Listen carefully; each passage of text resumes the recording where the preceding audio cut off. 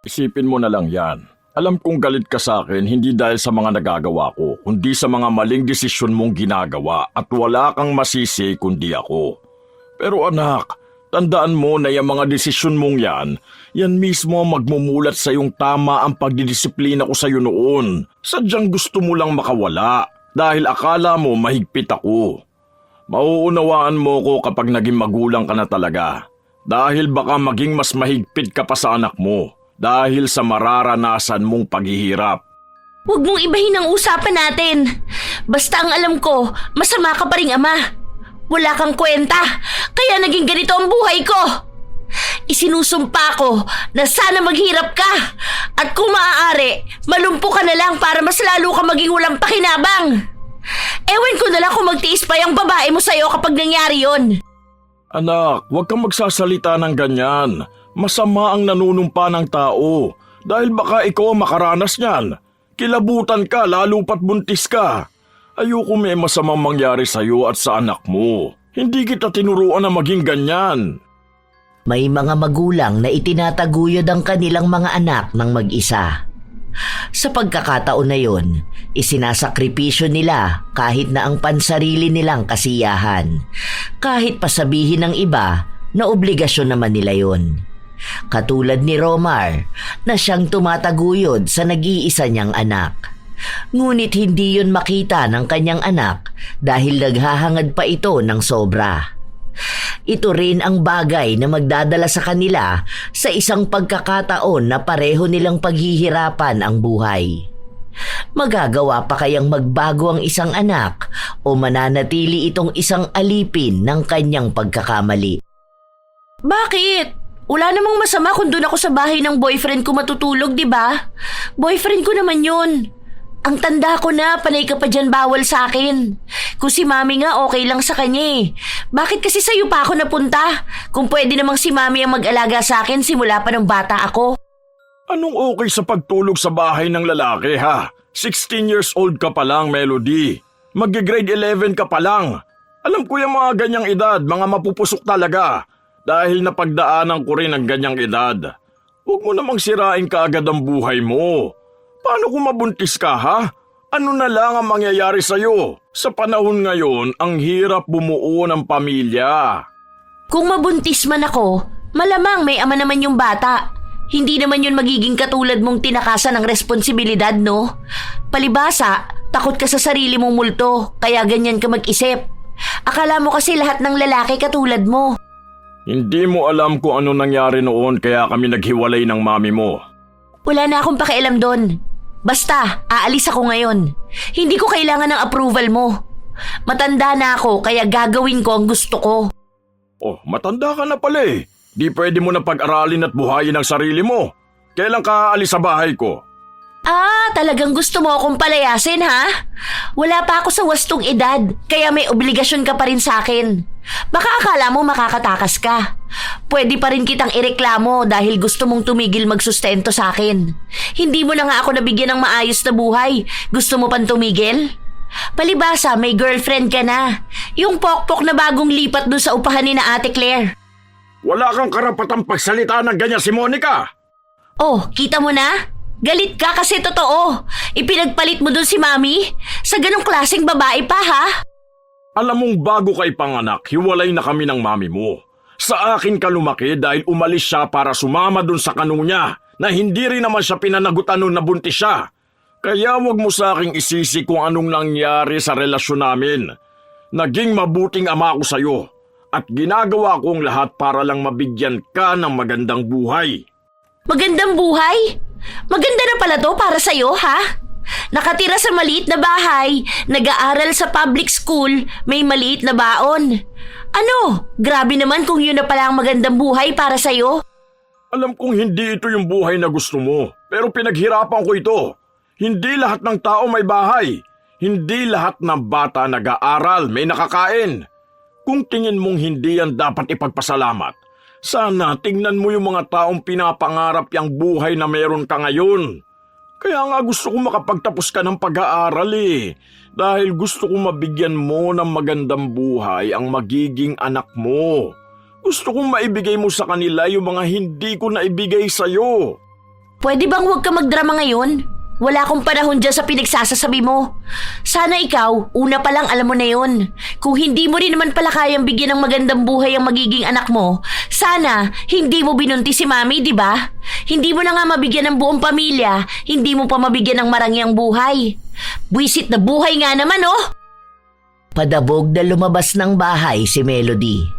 Hindi na rin siya pinigilan ng kanyang ama sa kung anong balak niyang gawin ng gabing yun. Dahil ilang beses naman na siyang pinagsabihan pero hindi siya nakikinig. Nagpunta ang dalagita sa bahay ng kanyang nobyo. Nakikitira lang ang kanyang nobyo sa bahay ng tiyahin nito at dahil nasa bakasyon ang mga kasama nito, maiiwan lang na mag-isa si James. Kaya siya pinapapunta ron. 8 magkakapatid sina James at siya ang panganay. Parehas silang nag-aaral sa iisang paaralan at ang mga kamag-anak ni James ang tanging nagpapaaral sa kanya. Ang bango mo naman, B. Oh, bakit parang kanina ko pa nakikitang nakasimangot ka? Hindi ka ba masaya sa ginawa natin, ha? Paano kasi? Ayan oh, nakikita ko na naman yung chat ng tatay ko. Nagagalit sa akin. Hindi ako pabayaan sa gusto kong gawin. Gusto ko naman maging malaya, maging masaya sa buhay ko. Sabi ko naman kasi sa'yo na umalis ka dyan sa poder ng tatay mo. Tapos huwag mong pansinin. I-block mo siya para hindi ka na niya makausap. Tapos doon ka na lang sa mami mo. Di ba may kinakasama yung Koreano? Iyon nga ang gusto ko. Pero sabi ni Mami, kapag umalis ako dun sa tatay ko, ang swerte naman ng babae niya kasi sa kanya na mapupuntahan lahat ng pera ng tatay ko. Baka hindi na yun magsustento sa akin. Ay, oo nga pala. Kaso kaya mo ba yan na mga 2 years ka pang magtitiis dyan sa paghihigpit sa'yo ng tatay mo? Hindi ko na nga lang siya pinapansin. Bahala siyang magalit. Basta ako, gagawin ko ang gusto kong gawin. Nandiyan naman si Mami eh. Todo support sa akin. Sa mga araw na lumilipas, hindi na talaga nakikinig ang dalagita sa sinasabi ng kanyang ama. Uuwi siya kung kailan niya nais umuwi. Matutulog siya sa bahay ng nobyo hanggang gusto niya. Ilang beses na ring may nangyari sa kanila ng nobyo kahit halos 3 buwan pa lang silang magkarelasyon. Magastos din si Melody at siya ang sumusustento sa kanyang nobyo, lalo na kapag may problema sa kanilang bahay. Dahil nga panganay si James at maliliit pa ang mga kapatid niya, walang ibang maasahan ang kanyang mga magulang maliban sa kanya. Habang magkasama ang dalawa, napansin ni Melody na malungkot ang kanyang nobyo. Hindi mo ba bet ang pares nila rito? Hindi mo na naubos yan oh. Kanina ka pa dyan nakatingin sa phone mo. Ano ba yan? Si nanay kasi buntis na naman. Alam mo naman na yung bunso namin, mag-iisang taon pa lang yun. Oh, bakit parang palaging buntis yung nanay mo? Diba, nung nakaraan narinig ko katawagan nyo ng tita mo at pinapagalitan siya? Yun na nga, kasi si tatay nangangalakal ng basura. Tapos si nanay nasa bahay lang nag-aalaga ng mga bata. Kaso ayun, buntisin talaga siya eh. Ang problema ko, may ubo yung isa kong kapatid. Hindi mabila ng gamot. Nagsabi na ako kay tita kaso sasabay pa sa pakisuyo ko sa kanya dun sa project natin. Sige, gawa natin ang paraan ha. Kung sakali, magkano kaya? Ewan ko ba, baka 2K siguro. Magkikita kami ni Mami bukas kaya magtatanong ako sa kanya. Baka matulungan ka niya. Kung sakali pala na mag-18 ka na at mag-work, parang ikaw na ang sasalo sa lahat, no? Oo, sinabi mo pa. Ako ang panganay eh. Kaya kapag 18 na ako, di na ako mag-aaral. Tatapusin ko lang tong hanggang grade 10 ko. Ilang months na lang naman pagtapos ng moving up natin, 18 na ako. Pwede na ako mag-apply sa mga fast food o kaya maging factory worker. Paano naman tayong dalawa? Bakit? Pwede pa rin naman tayo, di ba? Magtatrabaho lang naman ako dahil kailangan kong tulungan ng pamilya ko. Hindi naman tayo maghihiwalay. Isa pa, para na rin makabukod ako. Tapos kapag may sarili na akong bahay, edi pwede na tayo mag-live-in. Di ba mas magandang plano yun? Ay, oo nga no. Sige, okay lang sa akin yun. Para makaalis na rin ako sa poder ng tatay ko kapag 18 na ako. Ayoko rin naman doon kung sakali man. Pero kapag may maganda na rin akong work, pwede na tayong bumuo ng sarili nating pamilya. Masayang nagpaplano ang dalawa sa kung ano ang mangyayari sa kanilang hinaharap. Na tila ba ganun nga lang kadali ang lahat. Kinabukasan, nagkita sina Melody at ang kanyang ina. Dapat ay sa bahay ng ina siya pupunta. Pero sinabi nito sa kanya na kakain na lang sila sa labas para doon nila pag-usapan ang pakisuyo ni Melody. Naku naman anak, alam mo namang wala ako nahahawakang pera sa bahay, di ba? Yung grocery sa bahay, binibili na mismo yun ng asawa ko. Tapos baon ng mga bata sa school, siya rin ang nagbibigay. Napakakuripot noon, sobra. Kailangan pa dun malupit na palusot para lang bigyan ako ng pera. Kailangan pa kapag sinabi kong doon gagamitin ng pera, doon talaga. Palagi pa nang hihingi ng resibo o patunay na hindi ko ginastos sa kung saan yung bigay niya. Ganun po ba? Bakit sobrang higpit naman yan sa'yo? Paano na lang kung bibili ka ng skincare mo? Siya rin ang bibili. Ang hirap nga eh. Kahit ang lola mo nang hihingi ng pera sa akin, hindi ko mabigyan. Akala nila mayaman ako dahil lang sa Koreano ang asawa ko ngayon. Oo, siguro maganda ang buhay ko kasi nakatira ako sa malaking bahay at palaging masarap ang ulam. Pero iba talaga siya pagdating sa pera. Paano po kaya yan? Kasi naaawa ako kay James. Bakit hindi ka kaya manghingi ng pera sa tatay mo? Alam ko may makukuhang bonus yun ngayon ah. Huwag mo sabihin sa akin na ibinibigay niya lahat ng pera niya doon sa babae niya. Ang kapal naman ng mukha nun. Hindi naman po ako bibigyan nun eh. Alam mo naman yun, puro baon lang bigay sa akin. Kulang na nga lang di na ako bigyan ng cash dahil katwiran niya, pinapabaunan niya ako ng pagkain. Ang kuripot naman niyang tatay mo. Ganyan na yan noon pa man kahit mag-boyfriend at girlfriend pa lang kami. Laging nag-iipit ng pera. Gawan mo na lang ng paraan. Magkatwiran ka na lang sa kanya. Sabihin mo kailangan mo sa school o kaya magpapacheck up ka kamo. Galingan mo na lang. Konting paawa mo lang doon, kakagat na yun. Alangan namang matiis ka niya, di ba? Ikaw na nga lang ang nag-iisa niyang anak. Kung matutulungan lang sana kita eh. Kaso wala rin ako. Hindi alam ni Melody ang kanyang gagawin dahil ilang araw na silang hindi nagkikibuang mag-ama. Para bang nakatira lang sila sa iisang bahay pero hindi sila magkakilala. Kaya naman yung tiisin ni Melody dahil wala rin naman siyang pakialam kung hindi sila magpansinan. Ang mahalaga sa kanya ay ang babaunin niyang pagkain, pati na rin ang perang magagamit niyang pamasahe. Kahit hindi sila nag-uusap na dalawa, alam naman ni Romar ang obligasyon sa anak. Pero dahil kailangan ng dalagitan ng pera para tulungan ng nobyo, isasantabi niya ang inis niya sa kanyang ama. Tay, kumain ka na? Oo, kanina pa. Kumain ka na dyan, aalis na ako. May pera ka pa ba, Tay? Pera? Para saan? May babayaran kasi kami sa school. Kailangan ko ng 2K. Anong babayaran mo? Ang laki naman yata niyan. Di ba nagbigay ako para dun sa project nyo? Meron kasi kaming ambagan sa school. Mababa na nga yun eh. 4K nga dapat yun pero napakiusapan ko na kung pwede bang 2K na lang muna ang ibabayad ko. Wala naman akong maipon kasi wala naman kayong extra na perang binibigay sa akin. Sakto lang sa pamasahe ko. Kailan mo kailangan? Ako na lang ang magpapadala. Kaninong teacher mo ba ibibigay? Wag na, ako na lang ang magbibigay. Bukas na sana eh. Oo sige, mamayang gabi bibigay ko sa iyo yung pera. Alis na ako. Lock mo na lang ang pinto tapos magbukas ka ng ilaw sa kusina. Hindi ko pa alam kung anong oras ako makakauwi. Sige, pero siguraduhin mong may dala kang pera ha. Kailangan ko na bukas. Hindi nagbigay pa ng pansin ang dalagita sa kanyang ama matapos niya itong mahingian. Nang kinagabihan na yon, nagbigay naman ng pera ang kanyang ama kaya may naibigay siya sa kanyang nobyo. Dahil nakuha na niya ang nais niya, balik na naman sila sa walang kibuan ng ama. Pakiramdam ni Melody, mas madali naman talaga kapag ganun silang dalawa. Hindi na niya kailangan pang magkwento sa ama. Hindi na rin siya makakarinig ng kung ano-anong sermon mula rito.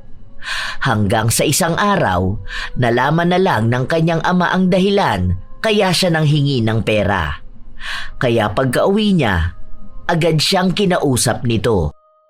Ano bang tingin mo sa sarili mo? Ikaw pa talaga nagbibigay ng pera sa lalaki mo? Sinasabi ko sa'yo, Melody ha, makipaghiwalay ka sa lalaking yon. Ano bang problema mo kay James? Maayos siyang lalaki. Maayos na lalaki?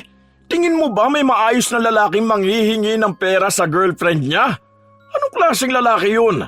Nasisikmura niyang babae yan nagbibigay sa kanya sa halip na dapat siyang magbigay sa'yo? Huwag mo nga pagsalitaan ng ganyan ng boyfriend ko. Malamang tutulungan ko siya. Ano ba naman yung 2K? Ikaw nga nagbibigay ka ng pera sa babae mo na mas malaki pa dyan. May narinig ka ba mula sa akin? Ha? Wala naman, di ba? Kaya ganun lang din yun. Magkasama kami sa kahit na anong hirap.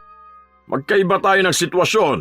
Kung nagbibigay man ako ng pera kay Monica, pinaghirapan ko yun.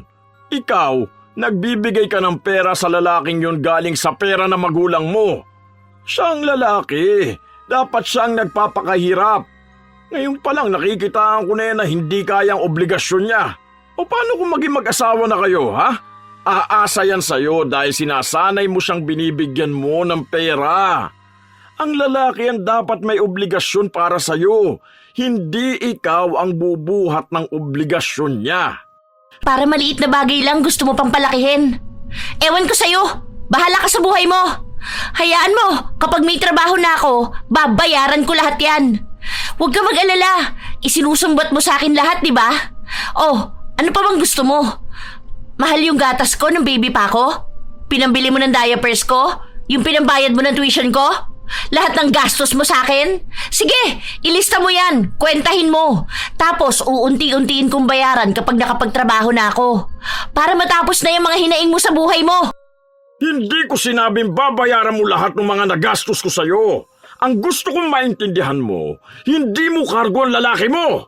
Obligasyon kong ibigay sa'yo ang pangangailangan mo, pero hindi ko obligasyon buhayin ang lalaking yun. Huwag mong pagsasalitaan ng ganyan si James. Ang kapal ng mukha mo, akala mo kung sino ka magsalita dyan? Bakit? Akala mo ba mabuti kang ama? Ha? Kung sana mabuti kang ama, hindi mo hinayaan na wala akong nanay. Kung hindi ka nakipaghiwalay kay mami, sana maayos ang buhay natin. Kaso wala eh. Ikaw na nga ang nakabuntis sa kanya nung 16 pa lang siya. Ang lakas pa ng loob mong iwan siya. Kung yan ang kwento sa'yo ng mami mo, wala akong magagawa. Hindi ko siya iniwan. May mga sakripisyo rin ako para sa inyo. Siya ang kumawala sa pamilya natin dahil gusto niyang magbuhay dalaga. Oo, inaamin ko na may kasalanan ako dahil nabuntis ko nga siya na maaga. Pero handa naman akong panagutan siya. Pero siya ang may ayaw eh. Hindi ko siya pinilit manatili sa pamilya natin. Dahil kung gusto niyang buo tayo, sana nanatili siya. Eh kasi, sino ba naman babae ang gugustuhin maging asawang isang tulad mo? Wala kang kwentang lalaki. Wala kang kwentang ama.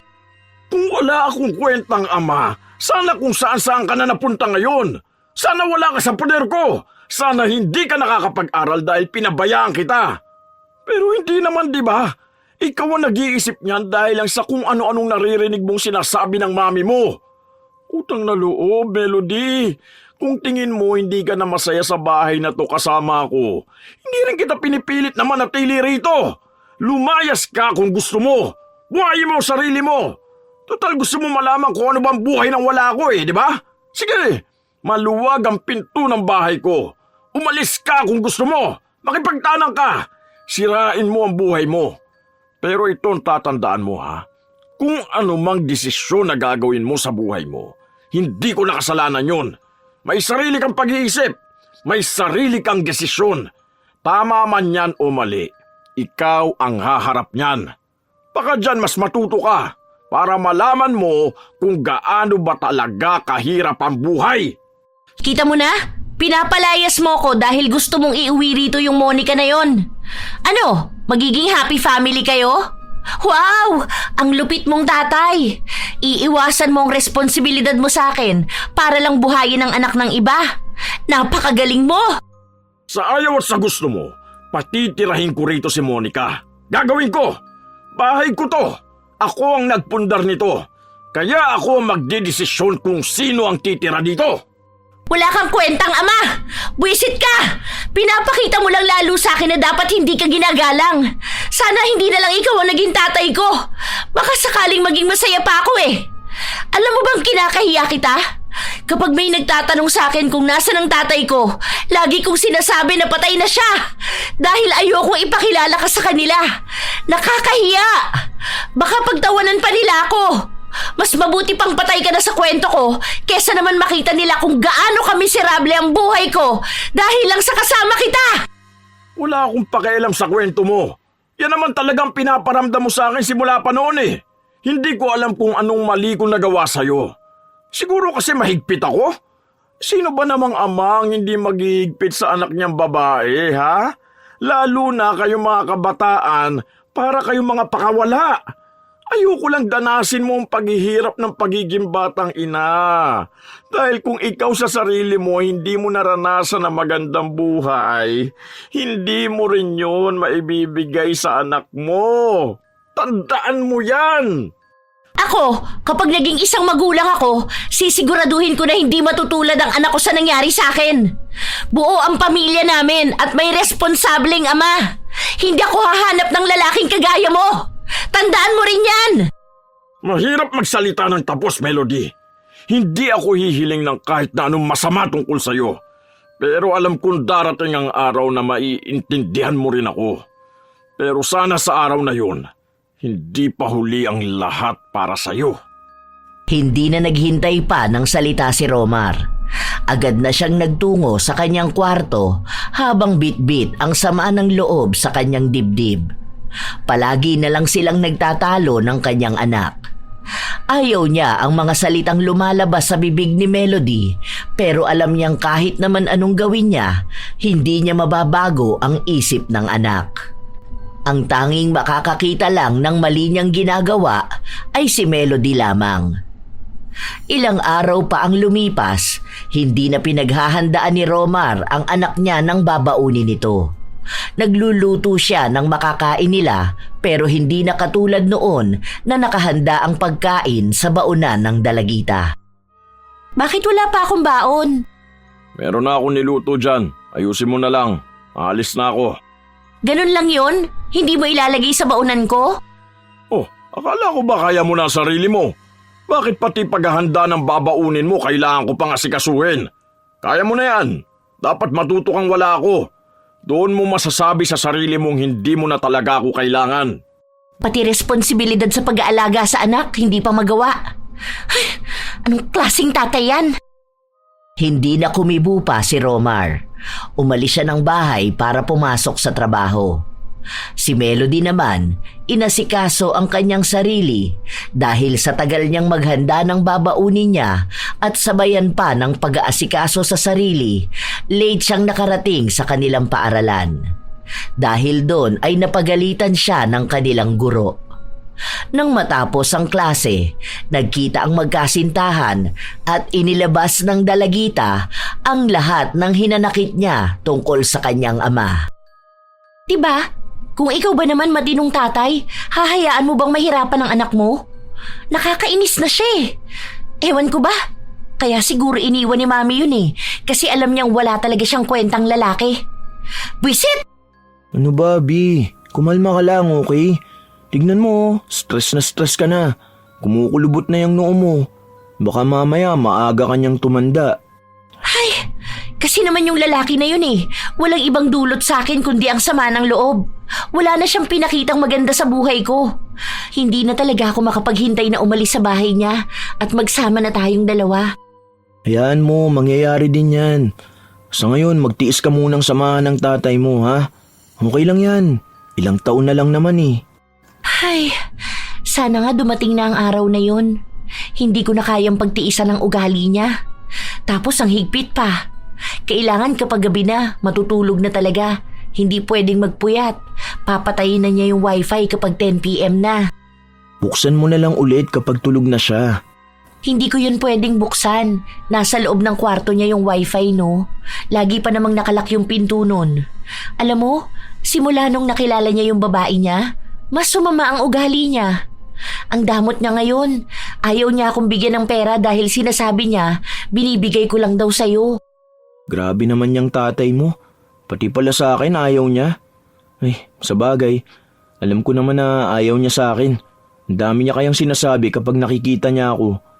Nahihiya nga ako kapag nakikita ko siya kasi minamaliit niya ako. Ikaw mahihiya sa lalaki na yun?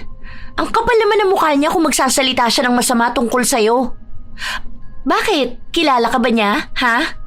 Siya nga ang walang kwentang lalaki eh. Walang kwentang tatay. Buwisit siya. Ay, ayan na. Naiinis na naman ako. Bakit parang nito mga nakaraan palagi ka na lang naiinis? I mean, ang bilis mong mainis. Minsan kahit mga kaklase mo bigla mo na lang inaaway. May nararamdaman ka bang kakaiba? Ewan ko. Hindi ko alam. Pero 5 days na akong delayed. 5 days? Normal ba yan? Malamang hindi. Never ako na-delay, no? Medyo kinakabahan nga ako eh. Baka kasi buntis ako. Buntis?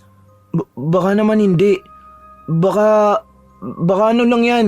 Di ba may ibang dahilan naman kung bakit nade-delay? Sa stress o pwedeng sa stress dahil sa tatay mo. Baka ganun lang. Maghintay ka na lang. Baka magkaroon ka na niyan bukas o kaya ngayong linggo. Paano kung hindi nga ako magkaroon? Hindi ko alam. Huwag mo na lang munang isipin yan. Hindi ka naman siguro buntis, no? Ano ka ba? Kapag 1 month na akong delayed, bumili na tayo ng PT ha? Hindi ka agad nakapagsalita ang kanyang nobyo. Baka sa mukha ni James ang pagkadismaya at ang takot sa posibilidad na buntis nga si Melody. Ilang araw na hindi makausap ng maayos si James dahil patuloy niyang iniisip ang kalagayan ng nobya. Araw-araw din siyang nagtatanong kung dinatna na ba ito. Hanggang sa umabot nga ang 1 buwan pero hindi pa rin nagkakaroon si Melody. May mga nararamdaman na rin siyang pagbabago sa kanyang katawan. Dahil doon, palihim silang bumili ng pregnancy test kit para malaman na kung ano ba ang buong katotohanan. Ano na? Anong nakalagay dyan? Buntis ka talaga? Oo. Ayan o. Ang linaw ng 2 linya, di ba? Ulitin mo. Marami akong biniling PT. Baka mali lang yan. Pang-4 na beses na nating sinubukan. Buntis nga ako. Pare-pareho lang ang lumalabas. Anong gagawin natin? Hindi pwedeng buntis ka. Anong hindi pwede? Buntis na nga ako. Ano pa bang pwede nating gawin? Ayaw mo ba? Magkakaroon na tayo ng anak. Magiging isang masayang pamilya na tayo. Bakit ganyan ang reaksyon mo? Para namang hindi ka natutuwa sa nangyari. Parehas naman nating ginustong gawin to, di ba? Maging masaya ka naman. Hindi ko alam. Bata pa tayo. Wala pa akong trabaho. Hindi ko pa kayang bumuo ng pamilya. Alam mo naman na mag-18 pa lang ako, di ba? Bata pa yung mga kapatid ko. Walang tutulong sa bahay namin. Ang dami naming problema, lalo na sa pera. Ano naman? Pamilya naman natin ang bubuuin natin, di ba? Pinangako mo sa akin na pananagutan mo ko kapag nabuntis mo ko. Ito na yun. Basta ako, sasamahan kita kahit na anong mangyari. Palalakihin natin ang anak natin na may buong pamilya. Pwede mo naman tulungan ng pamilya mo kahit na may anak na tayo, di ba? Saka na lang siguro natin pag-usapan yan. Umuwi ka na sa inyo. May gagawin pa ako sa bahay. Inuutusan pa ako ni Tito na linisin yung sasakyan niya. Bukas na lang natin ulit pag-usapan kung anong dapat gawin. Halata kay James na hindi pa siya handa sa naging resulta ng pagiging mapusok nilang dalawa. Iniisip niya pa lang ang responsibilidad na mapapataw sa kanya kapag nagkaroon sila ng anak, hindi na niya kinakaya. Lalo pat umaasa ang kanyang pamilya na tutulungan niya ang mga ito. Hindi niya yun basta magagawa kung magkakaroon na siya ng anak. Kinabukasan, maagang nagising si Melody. Matagal siyang nakatingin sa salamin habang pinagmamasdan ang kanyang tiyan. Hindi pa naman yon halata pero iniisip na niya ang magiging magandang buhay niya kasama ang kanyang anak. Iniisip niya ang buong pamilyang maibibigay niya rito. Pamilya na hindi niya naranasan. Ilang sandali pa, narinig niya ang kanyang ama na kumakatok sa kanyang pinto. Inis niyang pinagbuksan ito. Mag-grocery ako. May ipapasabay ka bang ipapabili? Wala naman. Siguro sabon at shampoo na lang.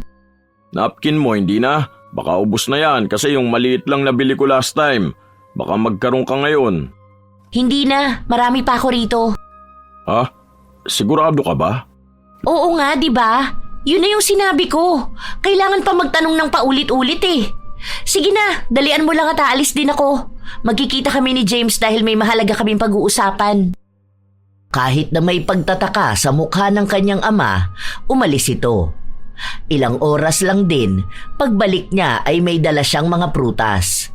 Nagluto na rin kaagad si Romar.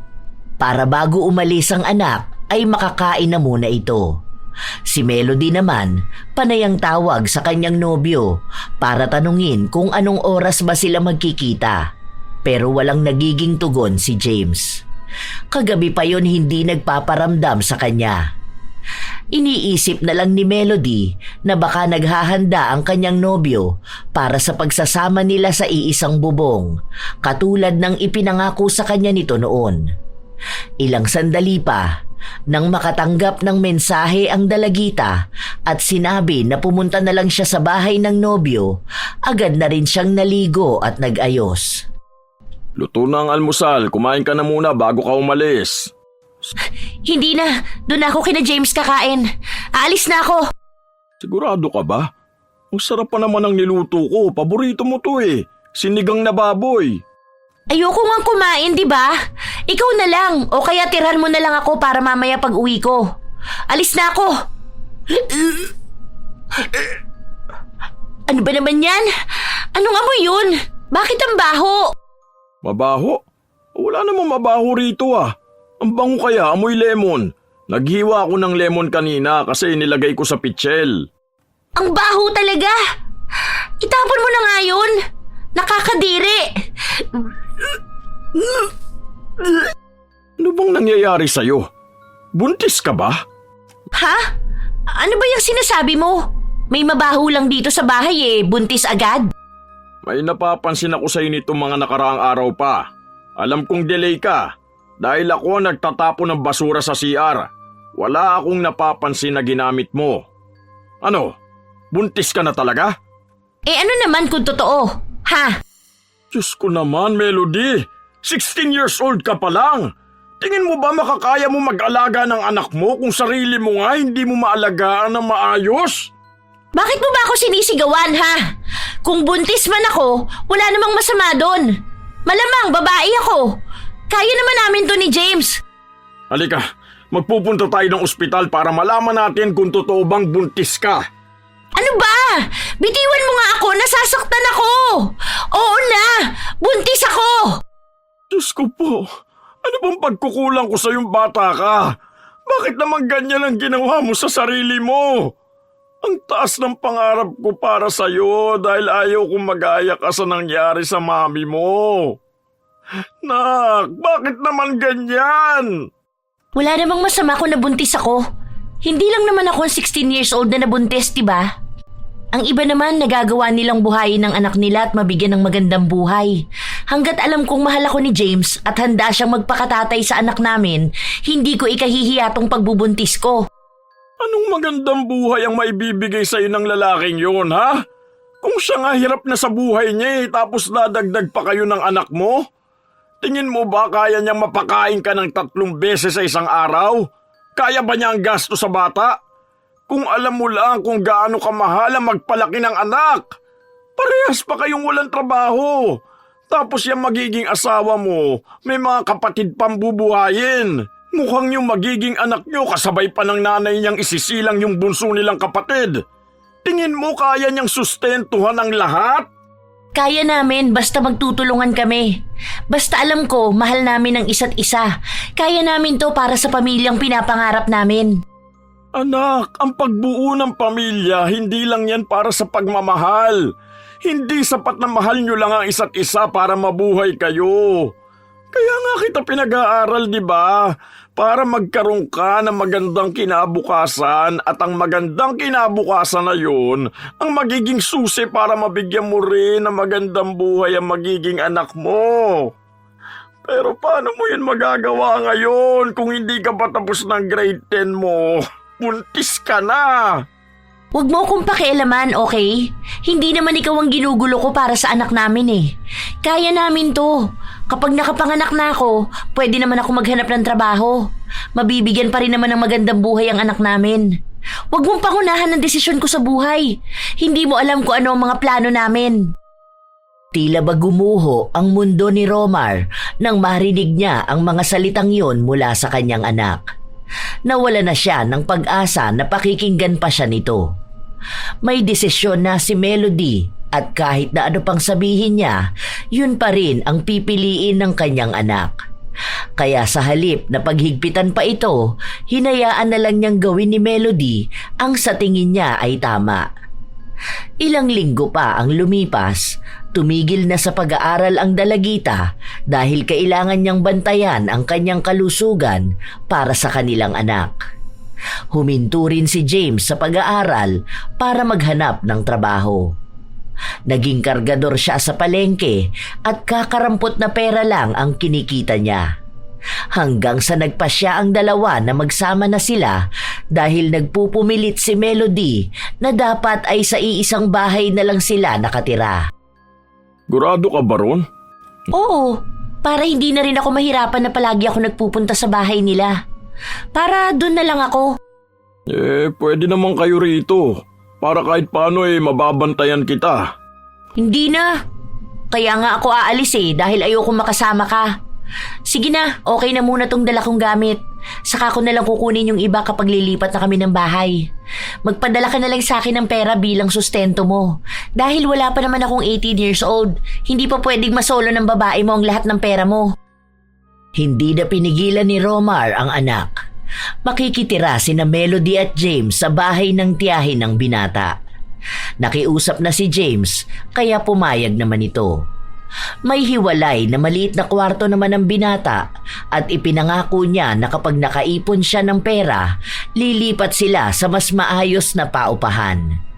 Unang araw pa lang ni Melody, pinaglinis na siya ng bahay. Siya ang naghugas ng mga plato pero ang dami niyang nabasag dahil hindi siya marunong sa gawaing bahay. Galit na galit ang tiyahin ni James kaya pag-uwi nito ay pinagalitan ng binata sa ginawa ng kanyang nobya. Hindi nga ako marunong maghugas ng plato Bakit kasi ako ang gagawa nun? Sa bahay nga namin di ko ginagawa yun, kahit magluto. Nagagalit si tita kasi pati yung sinaing mo hilaw na sunog. Hilaw sa ibabaw pero sunog sa ilalim. Nagsorry na lang ako. Wala ka bang ibang alam na gawaing bahay? Wala. Bakit kasi ako ang gagawa nun? Hindi ba sila marunong? Bi, nakikitira lang tayo sa bahay nila. Kahit noon pa akong tagalinis dun. Ang galing naman nila, no? Gagawin nila akong katulong, ha? Hoy, sa bahay namin ni minsan hindi ako pinaglinis, no? Tapos kanina, gusto pa atang ako pa maglinis ng CR. Ayoko nga ng ganun. Ano, kukuskusin ko yung inidoro? Yak, kadiri!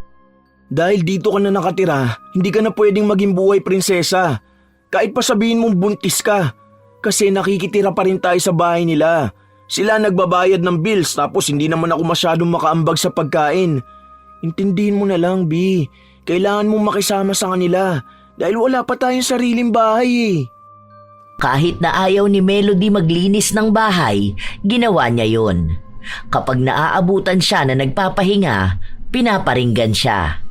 Muntikan pa niyang makaaway ang anak ng tiyahin ni James dahil masyado itong maldita sa kanya. Ang daming inuutos. Inis na inis si Melody dahil hindi siya sanay na inuutusan siya. Minsan, kahit na gusto niya ang pagkain, hindi siya binibigyan. Nakakabili lang siya ng gusto niya kapag nagpapadala ng pera ang kanyang ama. Pero lingguhan ito kung magbigay ng pera at sapat lang yon para sa pagkain niya. Isang araw, hindi na napigilan ni Melody na makaaway ang pinsan ng nobyo. Nakasagutan niya ito dahil inuutusan siyang lumabas ng bahay at bumili ng merienda nito. Mainit sa labas kaya ayaw ni Melody. Dahil doon, halos magkagulo sila sa loob ng bahay. Mabuti na lang at naawat ng tiyahe ni James at nakaramdam ng kaunting konsiderasyon sa kanya dahil buntis siya. Ayoko na rito. Bakit kasi ganyan sila? Di, tiisin mo na lang. Wala rin naman tayong magagawa eh. Inuutusan niya akong lumabas eh. Ang init kaya. Paano kung mangitim ako? Saka panay siya utos sa akin, di naman niya ako katulong, no? Wala ba siyang paa? Hindi niya ba kayang lumabas? Ha? Ganyan talaga yung pinsan ko. Dati kasi may yaya siya pero nag-resign na. May yaya naman pala siya eh. Sana kumuha na ulit sila. Hindi pwede kasi dagdag expenses nila. Tapos itong kwarto natin sa yaya to. Kapag nag-hire sila, saan tayo matutulog? Dati nung mag-isa lang ako sa sofa ako natutulog, di ba? Alam mo naman yun. Naiyak na lang lalo ang dalagita dahil hindi yon ang buhay na gusto niya. Hindi yon ang inaasahan niya pero yon ang nararanasan niya. Dahil nagkaroon na sila ng alitan ng pinsan ng nobyo, hindi na natahimik ang kanyang buhay. Kaya lumapit na siya sa kanyang ina para humingi ng tulong. Sige na, Mami. Ayoko na dun. Malaki naman ang bahay niyo, di ba? Pwede naman kahit isang room lang. Yung maliit lang. Alam mo naman na ayaw ni Koreano na may ibang nakikitira sa bahay, di ba? Anak mo naman ako eh. Hindi naman ako ibang tao. Kahit na. Pasensya ka na. Tiisin mo na lang doon. Humingi ka na lang ng tawad sa pinsan ng boyfriend mo. Wala ka namang magagawa eh. Ikaw kasi, bakit kasi nagpabuntis ka? Ipalaglag mo na lang kaya yung bata. Ayoko. Anak ko to. Bata ka pa naman. Pwede ka pang magkaanak ulit. Balik ka sa tatay mo. Kasi kung ako lang ang masusunod, pwede ka sa bahay. Kaso yung asawa ko, ayoko naman na mag-away kami. Kung kaya mo namang ipalaglag ang anak mo, gawin mo na lang. Mahirap kasi yan, lalo na kung wala namang maibibigay na magandang buhay ang tatay niyan. Bakit kasi ganito nangyari sa buhay ko eh? Buwisit kasi yung tatay ko. Kung sana naging maayos lang siyang ama, hindi naman ako magkakaganito eh. Napariwara ang buhay ko dahil sa kanya. Yung tatay mo, yun, maraming pera yun. Ano, papayag ka ba na ititira niya ang bagong asawa niya dun sa bahay niyo habang ikaw walang matirhan? Huwag kang papayag. Kasama pa nun ang anak ng babae. Ikaw ang tunay na anak tapos aalagaan niya, anak ng iba? Ipaglaban mo kung anong karapatan mo. Sinulsulan ng kanyang ina si Melody at dahil sa mga sinabing yun ni Cecil, sumang-ayon naman ang kanyang anak. Nagpunta si Melody sa bahay ng kanyang ama kung saan naabutan niya itong kasama nga si Monica at ang anak nito. Tila ba isang masaya at kumpletong pamilya sila. Nakakaramdam ng selo si Melody dahil para bang hindi na siya kailangan ng kanyang ama. Oh, nak, napadalaw ka rito. O tara, sakto, nagluto si Monica ng merienda. Ginataang bilo-bilo. Halika, pasok ka. Oh, ikaw lang ba mag-isa? Nasaan si James? Anong ginagawa ng babae na yan dito? Kasama niya pa yung timawa niyang anak. Paalisin mo nga yan. Nakakapikon makita yung anak niya. Ang pangit. Ang laki ng mata tapos dapa pa ang ilong. Ano ba, Melody? Huwag mo nga pagsalitaan ng ganyan ng bata. Ilang taon pa lang yan, 8 years old pa lang.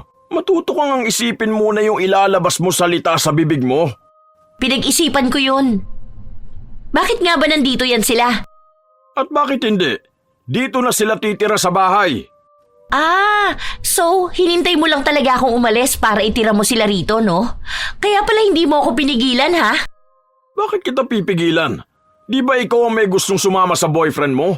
Bahay ko to. Kung gusto kong bumuo ng sarili kong pamilya, gagawin ko. Pero may obligasyon ka pa rin sa akin. Anong klaseng tatay ka? Pinabayaan ba kita? Di ba nagpapadala ako ng pera sa'yo? Akala ko ba kaya kang buhayin ni James? Bakit parang kasalanan ko pa ngayon na nabuntis ka niya? Bubuo kayo ng sarili niyong pamilya. Dapat kayo magsasakripisyo para sa anak niyo. Yun ang tunay na pagbuo ng pamilya. Buwisit ka!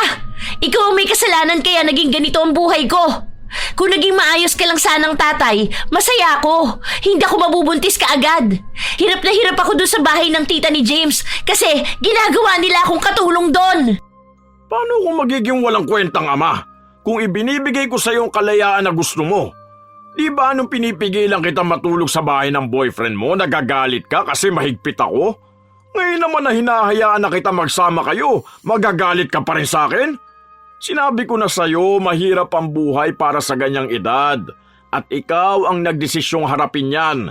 Kaya hindi mo ko masisisi sa anumang nangyayari sa'yo. Desisyon mo yan. Dapat matuto kang panindigan yan. Ayan, sa ganyang ginagawa mo, mas lalo mong pinapatunayan na tama ngang umalis ako sa poder mo. Dahil wala kang malasakit sa anak mo. Isipin mo na lang yan. Alam kong galit ka sa akin hindi dahil sa mga nagagawa ko, kundi sa mga maling desisyon mong ginagawa at wala kang masisi kundi ako. Pero anak, tandaan mo na yung mga desisyon mong yan mismo ang magmumulat sa iyong tama ang pagdidisiplina ko sa iyo noon. Sadyang gusto mo lang makawala dahil akala mo mahigpit ako. Mauunawaan mo ko kapag naging magulang ka na talaga. Dahil baka maging mas mahigpit ka pa sa anak mo dahil sa mararanasan mong paghihirap. Huwag mong ibahin ang usapan natin. Basta ang alam ko, masama ka pa ring ama. Wala kang kwenta, kaya naging ganito ang buhay ko. Isinusumpa ko na sana maghirap ka. At kung maaari, malumpo ka na lang para mas lalo ka maging walang pakinabang. Ewan ko na lang kung magtiis pa yung babae mo sa'yo kapag nangyari yon. Anak, huwag kang magsalita ng ganyan. Masama ang nanunumpa ng tao dahil baka ikaw ang makaranas niyan. Kilabutan ka lalo pat buntis ka. Ayoko may masamang mangyari sa iyo at sa anak mo. Hindi kita tinuruan na maging ganyan. Aleche! Agad na umalis si Melody. Nagtangka pa ang kanyang ama na pigilan siya pero hindi na niya ito kinausap pa. Ang tanging nasa utak lang ng dalaga ay ang panunumpa at pagmumura niya sa kanyang ama. Kay Romar na niya isinisi ang lahat ng nangyayari sa kanya. Kung bakit siya nabuntis ng maaga at kung bakit hindi siya nakapagtapos ng pag-aaral. Ayaw niyang tanggapin sa kanyang sarili na siya talaga ang may maling nagawa. Hindi na kaya pa ni Melody na makisama sa mga kamag-anak ni James pero wala siyang magawa dahil wala naman din siyang pupuntahan. Kahit pa magmakaawa siya sa kanyang ina, hindi siya kayang patirahin sa bahay nito. Maaari naman siyang manuluyan sa kanyang ama ngunit ayaw niya itong makasama sa iisang bahay, lalo na ang bagong kinakasama ng ama. Ilang araw pa ang lumipas, nagkakalabuan na rin silang dalawa ni James. Lalo pat may dumagdag na problema sa bahay ng binata at kailangan niyang ipadala roon ang perang kinikita niya kahit maging ang pera ni Melody na galing sa kanyang ama. Naiinis na rin ang mga kasama nila sa bahay dahil nagiging mas maarte palalo si Melody, lalo na at naglilihi na rin ito. Ilang beses niyang naririnig ang tiyahin ng nobyo na sinasabing lumipat na sila ng bahay. Pero nagmamakaawa si James na wag muna dahil wala silang mapupuntahan. Isang gabi, nagising ang dalagita at naabutan ang nobyo na nakatulala lang habang nakaupo. Bi, ayos ka lang ba? Hindi ko na alam ang gagawin ko. Kulang yung sinasahod ko, wala naman akong makuha matinong trabaho ngayon. Kailangan sa bahay ng pera eh. Kasi di ba buntis din si nanay. Tapos yung kapatid kong 13 years old buntis din. Tapos yung asawa niya tambay na lasenggo. Walang maipantutos sa kanya. Lahat na nagsabay-sabay na. Hala, bakit naman ganun? Akala ko ba nag-aaral yun? Huminto na yun sa pag-aaral kasi nga wala kami maipampapaaral sa kanya. Hindi ko na alam, naguguluhan na ako sa buhay ko. Tapos binubuliglig pa ako ni tita. Gusto na tayong palayasin dito. Hindi ko na alam kung saan tayo pupunta. Bakit naman kasi ganyan ang ugali ng mga yan eh? Umuwi ka na lang kaya sa inyo. Baka tama nga ang mami mo. Ipalaglag mo na lang ang bata. Naririnig mo ba ang mga sinasabi mo? Anak natin to, tapos gusto mong ipalaglag ko? Nababaliw ka na ba? Eh wala naman tayong maipambubuhay dyan eh. Hindi ko kayang responsibilidad. Hindi ko kayang pagsabay-sabayin lahat. Wala akong natapos, wala akong makukuha magandang trabaho. Kung ipagpapatuloy natin yung bata, alam nating mas lalo tayong mahihirapan. Kapag nanganak ka na, ano nang mangyayari sa atin? Hindi ka rin naman pwede magtrabaho dahil wala ka pa sa wastong edad. Tapos wala ka rin namang natapos, di ba? Kahit yung grade 10 mo, hindi mo naman natapos eh. Yung mga kasabayan natin, ayun, nag-moving up na. Malaking pagkakamali lang yung bata na yan. Kaya hanggat kaya pa maagapan, ipalaglag mo na yan. Hindi ako papayag! Anak ko to! May plano tayo sa buhay. Kaya naman natin to dahil mahal natin ang isa't isa eh. Bata pa tayo. Hindi natin kayang mabuhay ng tayong dalawa lang. Hindi ko pa kaya. Hindi pa ako handang magkaroon ng pamilya. Please lang, tanggalin mo na ang batang yan. Hanggat maaga pa. Hanggat pwede pa. Ayoko! Hindi ko kayang gawin yun. Bakit si Mami? Nanganak naman siya nung 16 pa lang din siya. Okay naman ako. Magkaiba kayo ng mami mo. At magkaiba kami ng tatay mo. Oo, alam ko naman na magkaiba kayo ni tatay. Dahil yung tatay ko walang kwenta. Hinayaan niya lang na maghiwalay sila ni Mami. Tapos ako hinayaan niya lang mahirapan sa buhay. Ikaw, iba ka sa kanya kasi maganda ang plano mo para sa anak natin, di ba? Hindi tayo maghihiwalay dahil gusto mong buo ang pamilya natin. Dahil ayoko maranasan ng anak ko ang naranasan ko. Maaayos natin ang lahat. Pasensya ka na, Abby. Pero ayoko na. Hindi ko na rin kaya magstay sa relasyon natin. Pagod na ako sa lahat. Hindi ko kayang panindigan yung bata. Hindi ko pa kayang maging ama sa ngayon. Kasi hindi mo pa yan naisisilang, hirap na ako eh. Paano pa kung mailabas mo na yan? Itigil na natin tong relasyon natin. B, please. Parang awa mo naman. Huwag naman ganito ang gawin mo sa akin, oh. Huwag mo ko ipagtabo yan. Gusto ko buo ang pamilya natin. Huwag mong hayaan na lumaki ang bata na hindi buo ang pamilya niya. Kaya nga ipalaglag mo na lang yan para hindi niya na maranasan ng sirang pamilya. Kasi ako hindi ko na talaga kayang panagutan yan. Umuwi ka na sa mga magulang mo, ayoko na. Gusto ko lang makipaghiwalay sa'yo. Ilang beses pang nagmakaawa si Melody sa kanyang nobyo pero tila babuo na ang desisyon nitong makipaghiwalay sa kanya at ang pagkumbinsi sa kanya na ipalaglag ang kanilang anak. Kinaumagahan, nang magising si Melody, wala na ang kanyang nobyo. At ang sabi ng tiyahin nito, umalis na raw si James at hindi nila alam kung saan ito nagpunta. Pinapalayas na rin siya dahil wala na siyang rason para manatili roon. Teka, sandali lang. Dahan-dahanin niyo naman ang gamit ko. Kailangan ba talagang itapon niyo? Hindi siya pinakinggan ng mga yon. Basta na lang itinapon sa labas ang mga gamit niya at siya na ang nag-isa-isang pulutin yon.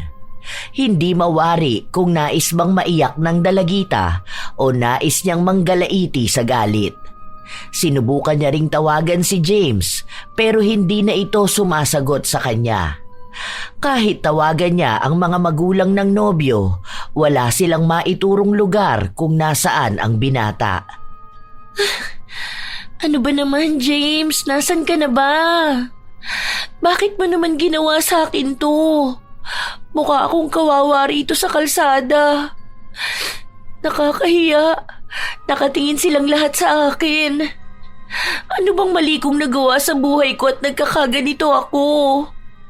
Habang naglalakad ang dalagita sa gilid ng kalsada, may isang mabilis na sasakyan ang paparating sa pwesto niya. Nakaiwas naman siya pero malakas pa rin ang pagtilapon niya sa gilid kaya nahulog siya sa maliit na uwang ng kanal. Isang paa niya lang ang lumusot pero ramdam niyang may bakal na bumaon sa kanyang binti bago unti-unting namanhid yun. Humingi ng tulong ang dalaga. Nagkagulo naman ang mga taong nakakita sa kanya pero hindi na nila nahabol pa ang sasakyan na muntikan ng makabangga sa dalagita. Matagal bago narespondehan si Melody dahil hindi siya maaaring basta na lamang hugutin sa pagkakahulog niya sa kanal dahil may nakabaong bakal sa kanyang binti. Nang madala siya sa ospital, iyak lang siya ng iyak. Ang daming bumabagabag sa utak niya at isa na sa iniisip niya ay ang kanyang anak. Nang araw din na yon, tinawagan niya ang kanyang ina para puntahan siya. Pero ang sabi lang nito sa kanya ay hindi siya pinayagan ng kanyang asawa dahil walang magbabantay sa mga anak nila. Kaya walang nagawa ang dalagita kundi tawagan ang kanyang ama. Agad namang napasugod ang kanyang ama sa ospital at inasikaso siya nito. Mabuti naman ligtas ang anak mo. Pero medyo magkakaroon ng komplikasyon sa paa mo. Baka matagalan kang hindi makalakad dahil may ugat daw na natamaan ng matusukan ng makalawang na bakal. Inaasikaso pa yung sa tetanus vaccine na pwede sa buntis. Hindi ko alam kung pwede ka na lumabas bukas o sa Monday. Nasaan si James? Ano ba nangyari sa'yo at napunta ka sa ganung sitwasyon? At ano rin yan? Bakit dala mo yung mga gamit mo? Hindi kumibo si Melody dahil ayaw niyang sabihin sa kanyang ama kung ano bang tunay na nangyari. Iniisip niya kasi na magiging katatawanan lang siya. Alam niyang sisisihin lang siya ng ama kapag nalaman nitong naghiwalay na silang dalawa ni James. Pero mukhang kahit na hindi na niya sabihin pa, alam na ni Romar ang nangyayari. Ang kanyang ama ang nag-asikaso sa kanya hanggang sa makauwi siya sa kanilang bahay. Hindi pa rin nagsasalita si Melody. Tawagin mo na lang ako kapag may kailangan ka ha. Nakakuha na rin ako ng vitamins mo. Sa ngayon, wag mo munang pilitin ng magkikilos dahil baka makaapekto rin yan sa anak mo. Hindi makatingin ng diretso si Melody sa kanyang ama. Bukod sa kirot ng kanyang binti, halo rin ang bagabag at inis na nararamdaman ng dalagita. Hindi niya akalain na ang kanyang ama pa rin ang mag-aasikaso sa kanya matapos niyang ipagpilitan na kaya na niyang mabuhay na wala ito sa piling niya. Isinumpa niya pa ito pero tila ba tumalbog sa kanya ang masamang hiling niya. Siya ang naghirap at hindi makalakad. Wala na rin sa kanya ang nobyo at talagang tinakasan na nito ang responsibilidad sa kanya. Hindi na niya alam kung itutuloy niya pa ba ang pagbubuntis o gagawin niya ang hiling ng ina at ni James na ipalaglag na lang ang bata. Ilang araw pa ang lumipas, hindi pa rin kumikibo ang dalagita.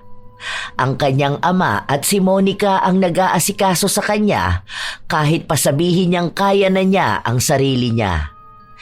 Isang gabi, nang dalhan ni Romar ng pagkain ng anak sa kwarto nito, kapansin-pansin na malalim ang iniisip ni Melody. Nak, kain ka na para makapagpahinga ka na. Mamaya lilinisan ko yung sugat mo. Oo nga pala. Bukas sasamahan ka na lang ng tita Monica mo sa center ha para sa check-up mo. Ipalalaglag ko na ang batang ito. Ha? Bakit? Ano ba yung naiisip mong bata ka? Bakit? Wala naman siyang tatay ah. Hindi ko rin naman siya kayang buhayin. Tapos tingnan mo, makakaya ko ba tong alagaan kung lumpo ako? Ayoko mahirapan ang anak ko. Alam kong ito rin naman ang gusto mo. Kahit na kailan hindi ako sumang-ayon sa ganyan. Kahit na alam kong bata ka pa, hindi kita kinumbinsi na ipalaglag mo yung bata. Walang kasalanan yan sa mga mali mong nagawa sa buhay mo. Kung sa tingin mong gusto kong mawala yan, sana nung pinagbubuntis ka ng mami mo, pumayag din akong magpalaglag siya nun. Katulad mo, ganyang edad ng mami mo. Gusto kanyang ipalaglag dahil ayaw niya pa magkaroon ng anak. Pero hindi ako pumayag. Kaya nung ipanganak ka, sa akin ka na talaga napunta. Unang araw mismo ng pagkasilang mo, iniwan ka na niya sa akin. Alam mo, sa totoo lang, sobrang hirap naman talaga maging magulang. Pero hindi ibig sabihin na kapag nahihirapan ka na sa ginawa mo, ang tanging paraan na lang ay alisin ang anak mo. Pero wala na siyang tatay. Ano? lalaki siyang katulad ko na hindi buo ang pamilya? Magiging malungkot? Magiging nakakatawa? Sa totoo lang anak, ikaw lang ang nag-isip niyan sa sarili mo noon. Hindi dahil lumaki ka sa sirang pamilya, may kulang na rin sa pagmamahal na natatanggap mo. Pamilya lang ang hindi buo, pero yung binigay kong pagmamahal sa'yo, higit pa sa pagmamahal na kaya ko ibigay. Simula nung nahawakan kita pagsilang mo, doon ko naunawaan kung ano ang tunay na ibig sabihin ng pagiging ama. Nung nakita kita, sinabi ko sa sarili kong gagawin ko ang lahat, maibigay ko lang sa iyo ang buhay na hindi katulad ng naranasan ko. Habang lumalaki ka, nakikita kong naghahangad ka ng buong pamilya na kahit anong pilit ko hindi ko maibigay dahil hindi na kami pwede ng mami mo. Kaya sa tuwing nagtatalo tayo, sobrang sama ng loob ko dahil ayoko nagagalit ako sa iyo eh. Dahil anak kita, mahal na mahal kita. Kung alam mo lang kung paano ako mag-alala sa iyo nung wala ka na sa poder ko. Dahil iniisip kong hindi mo kayang mabuhay nang wala ako eh. Hindi ka pa handa. Pero wala akong magawa dahil gusto mo maging malaya eh. At dahil mahal na mahal kita, hinayaan kitang matuto sa sarili mong desisyon. Anak, hindi pagkakamali ang bata na yan. Desisyon niyo yung buuin. Kaya hindi kailanman mababago ng pagpapalaglag mo ang nakaraan mo. Hindi ang bata ang hadlang sa buhay mo. Ikaw mismo dapat sa sarili mo ang nakakaalam kung paano mo haharapin ang resulta ng desisyon mo. Huwag mo ugaliing tumakbo at tumakas. Dahil sa ginagawa mo, pinapalala mo lang ang kalagayan mo. Pero hindi ko kayang bumuhay ng anak. Hindi ko kayang maging batang ina. Paano kung hindi ko kayang mapalaki ng maayos ang anak ko? Natatakot ako. Normal ang matakot, anak. Nandito si tatay. Kahit na kailan hindi kita pababayaan. Basta magpakatatag ka lang palagi, ha? Lalo pat magkakaroon ka na ng anak. Nakatitig lang si Melody sa muka ng kanyang ama. Walang kahit na anong galit at paninisi na mababaka sa mukha ni Romar. Dahil tanging pagtanggap at pagmamahal sa anak ang nais niyang ipakita. Dahil doon, unti-unting natauhan si Melody sa mga kasalanang nagawa niya sa ama. Hindi na niya napigilan pang maging emosyonal. Sorry, Tay. Sorry.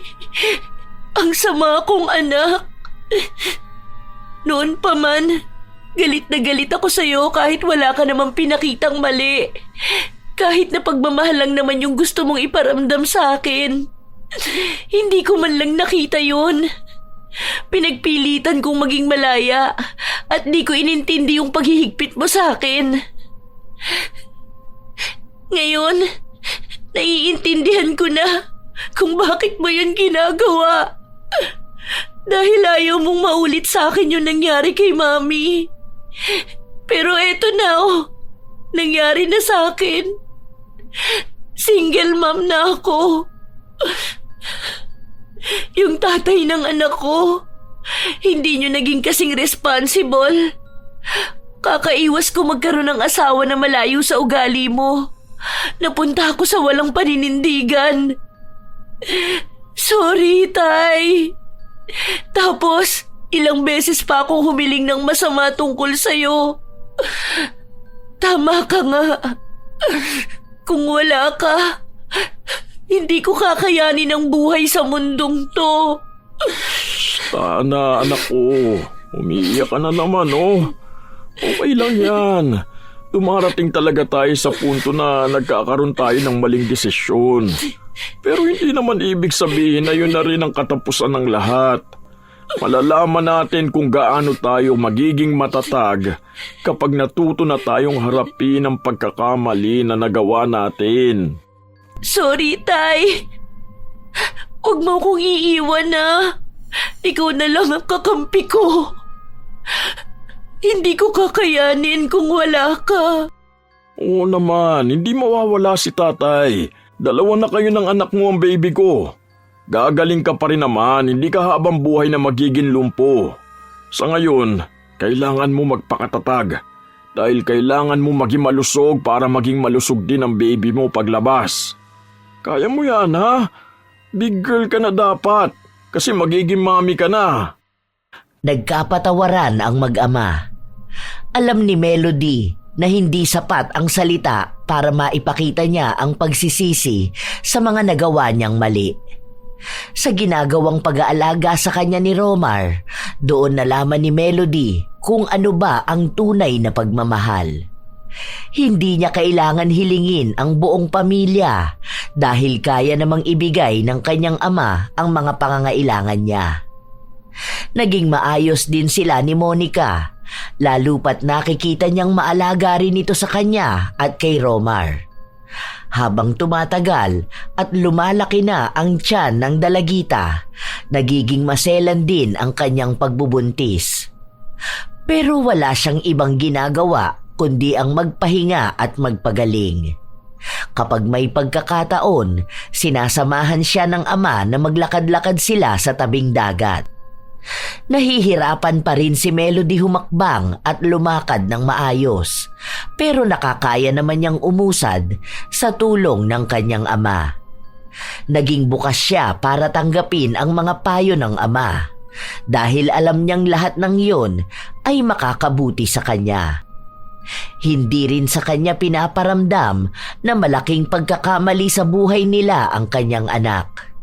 Dahil atat din ang ama na mahagkan ang kanyang magiging unang apo. Tignan mo to, anak. Di ba ang cute? Color pink tong mga binili ko. Yung ibang mga gamit ni baby, sa next sahod ko na bibilin, ha? Uunti-untiin natin yan. Salamat, Tay. Hindi mo talaga kami pinabayaan. Ready na lahat ng gamit ni baby. Siguro kung wala kayo, baka kahit isa dyan, wala akong nabili. Siyempre, dapat may mga gamit na si baby kasi ang hirap kapag wala. Naalala ko pa nung ipinanganak ka, naghanap pa kami ng damit ng baby. Kung kani-kanino ko lumapit para lang manghiram. Ayoko namang maranasan yun ni baby at Asha. Nakakatuwa naman. Feeling ko, paglabas ni baby, magiging lolos girl to. Naku, pagpapagalitan ko na tong anak ko, may tatakbuhan siya. May kakampi na agad.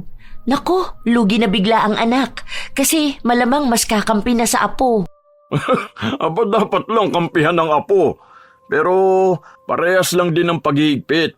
Baka nga mas mahigpit pa, no? Siyempre, Tay. Hindi pwedeng mabuntis ng maaga. Naku, masasampal ko siya. Grabe ka naman sa anak mo. Oo nga po pala, may naging balita na po ako kay James. Ang sabi sa akin nung kakilala namin, nakita niya raw si James na may bagong asawa, pero matandang babae na raw. Hindi ko lang alam kung saan na yun nakatira. Baka yun na lang ang pinatulan niya, kasi kailangan nga ng pamilya niya ng pera. Lalo pat yung mga kapatid niya, maliliit pa. Tapos yung nanay niya, buntisin din. Naku, kawawa naman din yun. Yan ang mahirap talaga kapag nag-aanak ng walang plano. Sa hirap ba naman ng buhay ngayon, hindi pwedeng basta ka nalang maglalabas ng bata sa mundo. Lalo kung wala ka namang magandang plano kung paano mo siya bubuhayin. Ngayon ko lang po na-realize yung mga ganong payo niyo sa akin noon, na dapat bigyan ko muna ng magandang buhay ang sarili ko dahil hindi ko mabibigyan ng magandang kinabukasan ng anak ko kung pati ako nakalugmok sa kahirapan. Gusto ko po ulit sanang mag-aral, Tay, kapag nakapanganak na po ako. Gurado ka ba? Okay lang naman, total, may nakatabi naman akong pera para sa pag-aaral mo talaga. Salamat po, Tay. Ang swerte ko po talaga sa inyo. Tama ka nga po. Hindi lahat ng bata may bahay na matitirhan. Hindi lahat ng anak may amang responsable. At hindi lahat kayang mag-aral. Kaya hanggat meron ako ng mga bagay na pinagdarasal ng iba, dapat ko itong pahalagahan. Ngayon, ang pangarap na aabutin ko ay hindi na lang para sa akin, kundi para na rin sa anak ko. Naging mas matibay ang samahan ng mag-ama. Ang ina naman ni Melody ay bibihira na lang niyang makausap dahil wala itong magandang naipapayo sa kanya. May mga salita pa itong sinasabi laban sa kanyang ama na ayaw nang marinig pa ni Melody. Dahil hindi na ulit papangit ang tingin niya sa ama dahil lang sa panlalason sa kanyang utak ng kanyang ina. Naaalala niya rin kasi kung paano ba siya udyukin ng ina na patayin ang sarili niyang anak para lang magpatuloy sa pagiging buhay dalaga. Wala rin namang naibibigay na tulong sa kanya ang ina dahil takot ito sa kanyang asawa. Sa pagpapatuloy ng mga buwan, walang nakuhang paramdam ang dalagita sa ama ng kanyang anak, kaya tanggap niyang kinalimutan na sila nito. Dumating ang araw na nakapanganak na si Melody at nang unang beses niyang mahawakan ang kanyang anak, nagbago ang pananaw niya sa buhay. Doon niya lubos na naunawaan ang ibig sabihin ng ama, na sa kanya maiintindihan ng lahat kapag naging isa na rin siyang magulang. Naging katuwang ni Melody ang ama at ang madrasta sa pagpapalaki ng kanyang anak. Nang mag-1 taon na ang bata, saka siya bumalik sa pag-aaral. Gusto niyang makatapos para kapag nagkaroon siya ng magandang trabaho, maibibigay niya rin ang pangarap niyang buhay sa anak. Naging maayos na rin naman ang kanyang paglalakad. Hindi ito katulad noon na akala niya tuluyan na nga siyang malulumpo. Ang bilis ng panahon, ano?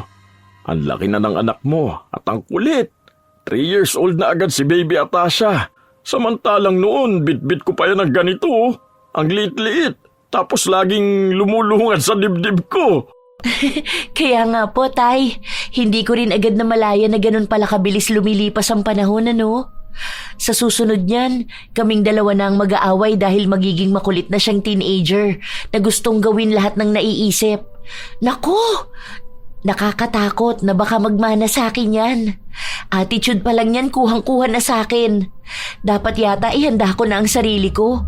Kasi feeling ko, makikipagtalo lang ako sa sarili ko kapag kausap ko na ang teenager version ng anak ko. Ay naku, ayan nga ang dapat mong paghandaan. Sobrang sakit sa ulo kapag teenager na ang anak. Diyan nalalabas lahat ng puting buhok mo. Huwag naman sana akong isumpa ng anak ko, no? Dapat ipakita mo sa kanya kung anong masamang dulot ng pagsasalita ng masama sa kanyang kapwa. Dapat pangaralan mo siya. Ang panunumpa o paghiling ng ikapapahamak ng iba, maaaring magdulot din ng mas masamang bagay sa kanya. Dahil pwedeng sa kanya mangyari yung isinumpa niya sa iba. Totoo po pala talaga yung gano'n, ano, Tay? Kasi ako mismo ang nakaranas. Natakot na ako magsalita ng masama sa iba dahil nakakatakot na baka sa akin nga bumalik. Naaalala niyo po yung sinumpa kong malumpo kayo? Tapos ako pala yung nalumpo? Ang hirap. Yun na nga ang sinasabi ko. Ang anumang hiling mong maranasan ng iba, siya namang mararanasan mong higit pa. Hindi nakabubuti sa iyong pagsumpa dahil ang dila natin may kapangyarihang makasakit ng iba. Unang sarili natin, kaya dapat palaging isipin ang lumalabas sa bibig dahil mahirap kapag ikaw ang binalikan ng sumpa. Nagbigay ng magandang payo si Romar sa kanyang anak na siya namang buong pusong tinanggap ni Melody. Simula nang matanggap ni Melody ang mga payo ng kanyang ama, napansin niyang nagiging maayos na ang kanyang buhay. At ang mga napagdaanan niya ay magiging malaking parte ng kanyang hinaharap at kung paano nga ba niya palalakihin ang kanyang anak. Unti-unting natuto sa buhay si Melody sa gabay din ng kanyang ama. Doon niya nalaman na mahirap ngang magpalaki ng anak at kung paano siya umasta noon ay isa nga siyang sakit ng ulo ng ama. Sa paglipas ng panahon, nakapagtapos na ng pag-aaral si Melody. Nagkaroon siya ng magandang trabaho, kaya naibibigay na rin niya ng paunti-unti ang pangarap niyang buhay para sa anak. Minsan na ring nagtagpo ang landas nila ni James, pero hindi sila nakapag-usap tungkol sa kanilang anak dahil umaasta rin naman si James na wala silang nabuo noon. Wala na rin namang pakialam pa si Melody dahil para sa kanya, hindi na kailangan ng anak niya ng tatay. sapat na siya na lang ang magpalaki rito. Hindi niya ikinahiya na maging isang single mom. Dahil katulad ng kanyang amang nagtaguyod sa kanya, hindi nagiging kabawasan sa bata ang pagkakaroon ng iisang magulang. Lalo na kung maibibigay naman niya ang lahat ng pangangailangan. Hindi rin naman naging sarado ang puso ni Melody kung sakali man na makakakilala siya ng ibang lalaki na siyang magmamahal sa kanya. Pero ang palagi niyang iisipin ay ang kalagayan ng kanyang anak. Bago siya mahalin ng lalaki, dapat mahal din nito ang kanyang anak. Ganon ang natutunan niya sa kanyang ama. Dahil hindi naman nagmahal ang kanyang ama ng ibang babae na hindi rin siya tinanggap. Maraming natutunan si Melody sa kanyang pinagdaanan. Tunay nga na hindi madali ang magbuntis sa murang edad.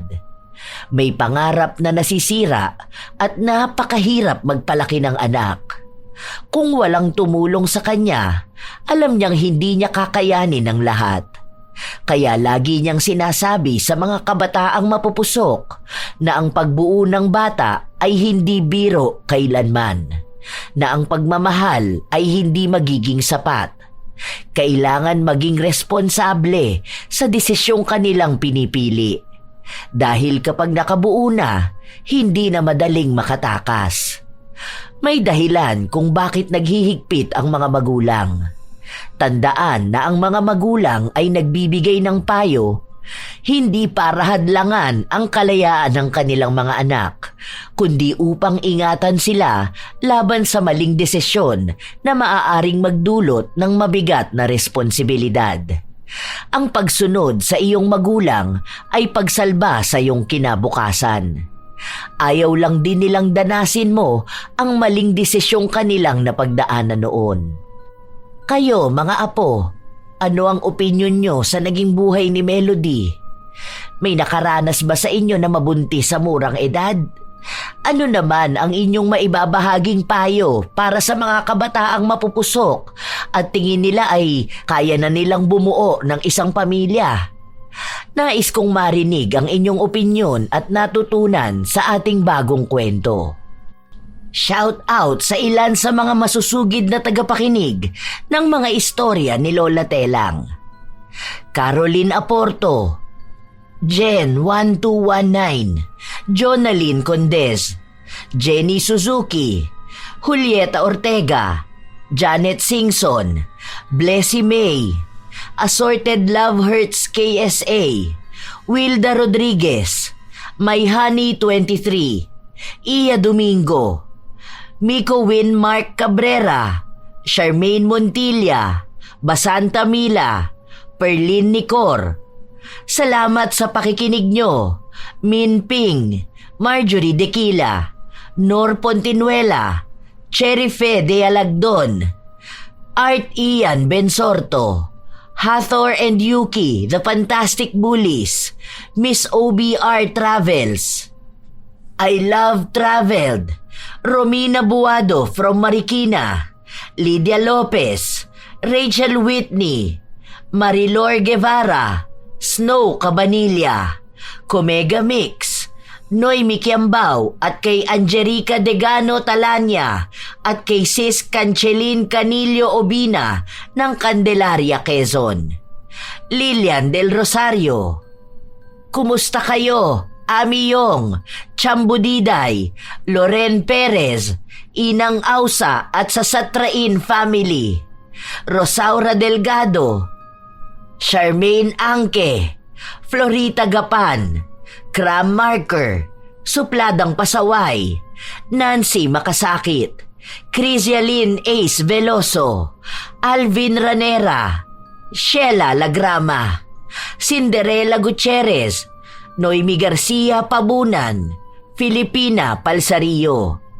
Shout out sa inyo, Jeneline Pajarito, Rose Guevara, Jessa Jacob, Ludet Alfabete, Emelita ng Taguig City, Ami Bug, Board Yarn, Raylin Santillan, Aimee Venzon, Sub Story, Jennifer Deginon, Jaime Constantino, Riz Magante, Abelita Jade, Gia Gigi. Shout out din sa inyo, Roslyn Mangilin, Florence Joyce Feras, Estely Reyes ng Marikina City, Jenny Lynn Oruga, Danilo Candido Jr., Abigail, Chris Alcantara, Marco Nanes at kina Kuya Dennis, Jay, at Lucky Pontipedra ng Pakil, Laguna, Roda Bieri, Thelma Salazar, Josefina Fuelias, Yang 79, Hernando Po Jr., Sonia S., Susie.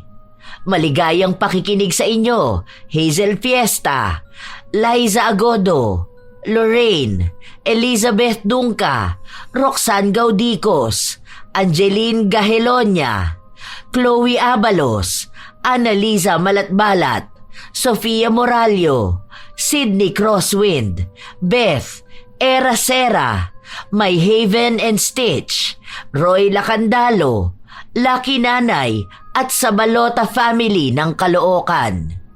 Maria Lina Kagawa, Avic Fernandez, Girly Satur at sa lahat ng taga-Siling Department ng Cosmo Malvar, Batangas. Belated happy birthday din nung August 20 kay Clay Ann ng Line 1. Nelly Pondok, Gami Ramos, Maria Victoria Matalote, Nora Mejia, Charlene Togores, Artemio Oyan, Lisel Christmas, Michelle Andales, Rubina 266, Letty Joachim, Brents Recto, Mea Espiritu, Gemstone Claro, Pureza Tagiwalo, Alma Naong, Grace Maniego, Maria Benitez, Mel Santarita, AJ Chua ng Subic, Sambales, Honey Faith Gregory, Hayashi J. Megan, Sheena Enriquez, Pamela Agasang, Lovely Rose Roa at sa kanyang napakagandang anak na si Princess Rain Roa Alawami. Ito ang inyong Lola Telang at maraming salamat sa palagi ninyong pakikinig, mga apo.